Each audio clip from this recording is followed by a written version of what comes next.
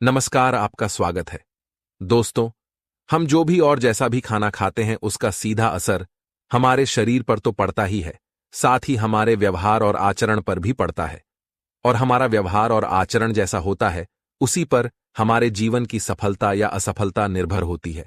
दोस्तों, खाना कैसा होना चाहिए, कैसे खाना चाहिए और खाना खाते समय किन बातों का ध्यान रखना चाहिए, इसके बारे में हमारे शास्त्रों में बहुत ही डिटेल में बताया गया है। अच्छा और अच्छे तरीके से बना हुआ खाना हमेशा ही हमारे लिए फायदेमंद होता है।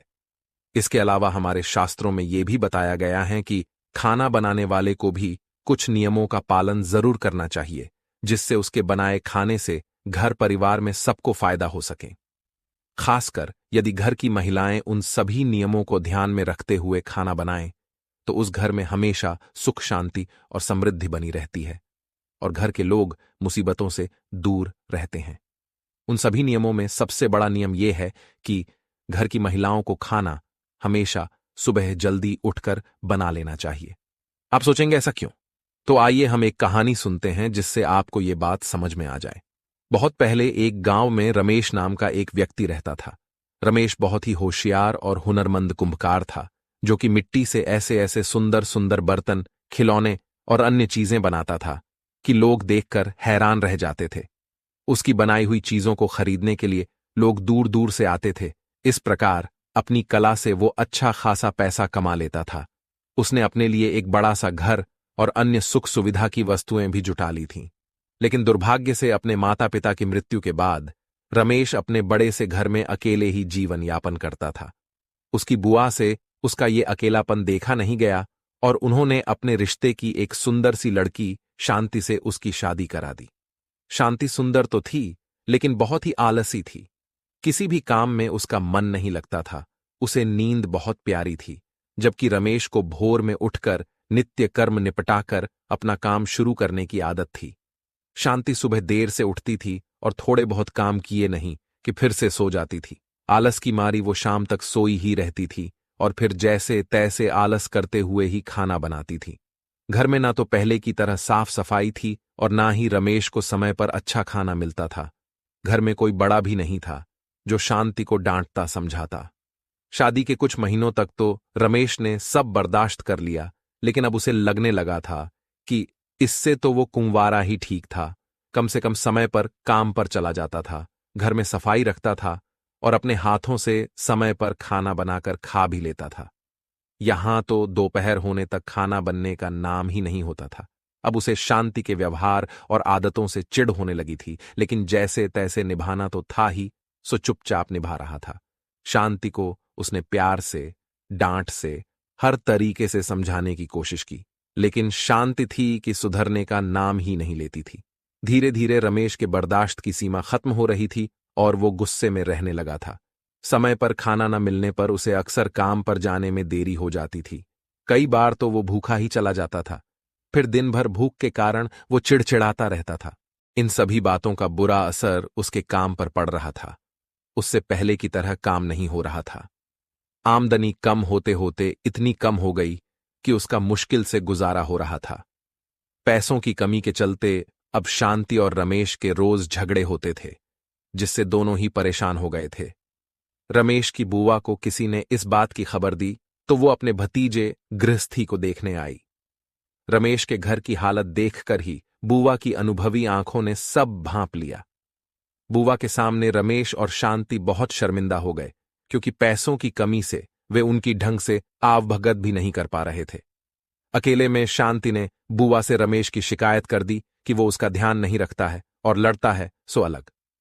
बुआ ने शांति की बात को ध्यान से सुना, हालांकि वो जानती थी कि गलती किसकी है। उन्होंने शांति को सही राह दिखाने की सोच ली।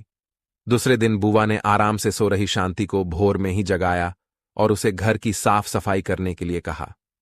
बुआ की डांट के डर से शांति बेमन से उठी और काम पर लग गई।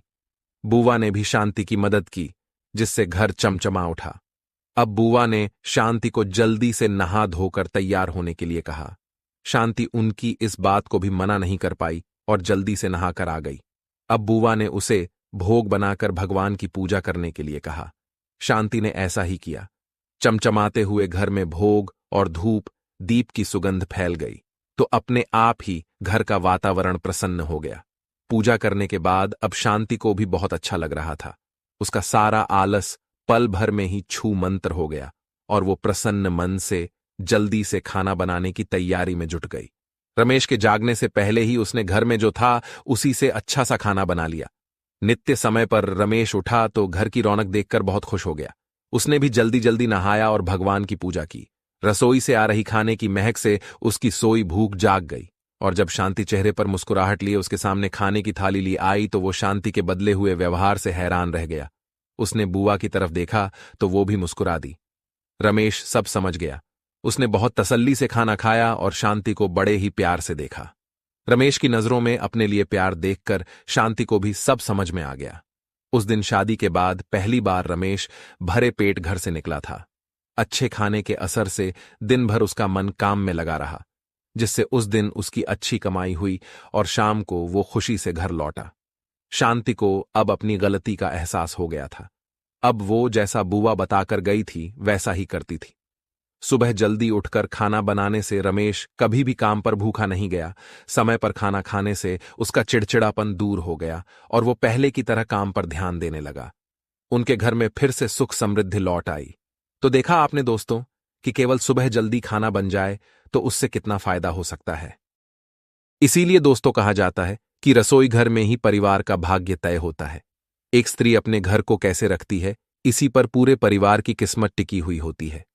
अगर स्त्री देर से जागती है, देर से भोजन बनाती है, तो इसका नकारात्मक प्रभाव उस घर में रहने वाले लोगों पर पड़ता है। घर की जितना स्वच्छ और सुंदर रखा जाता है, उतनी ही घर में खुशहाली बढ़ती है। इसीलिए महिलाओं को हमेशा अपने घर को स्वच्छ रखना चाहिए। भोजन हमेशा सुबह जल्दी बनाना चाहिए। देर से बनाए हुए भोजन पर अशुभ शक्तियां अपना हक जमा लेती हैं। शास्त्रों में साफ साफ कहा गया है कि देर से बने भोजन पर प्रेत तथा अन्य अशुभ शक्तियां अपना अधिकार कर लेती है और ऐसा भोजन करने से उस व्यक्ति की अधोगति होती है, घर में दरिद्रता आती है, घर में क्लेश होता है। इसीलिए कहा जाता है कि जितना जल्दी रसोई घर में भोजन बनता है उतनी ही जल्दी घर की तरक्की होती है। साथ ही रसोई घर को हमेशा स्वच्छ रखना चाहिए। रसोई घर में कभी झूठे बर्तन नहीं रखने चाहिए। रात्रि में रसोई घर में झूठे बर्तन होते हैं तो उस घर में नकारात्मक शक्तियों का वास होने लगता है। दोस्तों, घर के पुरुषों का भाग्य स्त्रियों के ऊपर टिका होता है। इसीलिए घर की स्त्रियों का भी सदैव सम्मान करना चाहिए। जिस घर में स्त्रियों का अपमान किया जाता है उस घर में मां लक्ष्मी कभी प्रवेश नहीं करती है। साथ ही स्त्रियों को भी अपनी मान मर्यादा का ख्याल रखना चाहिए। उम्मीद है आपको यह जानकारी अच्छी लगी होगी। वीडियो को लाइक जरूर करें, कमेंट में जय श्री कृष्ण जरूर लिखें, साथ ही चैनल को सब्सक्राइब जरूर करें। आप सभी का धन्यवाद।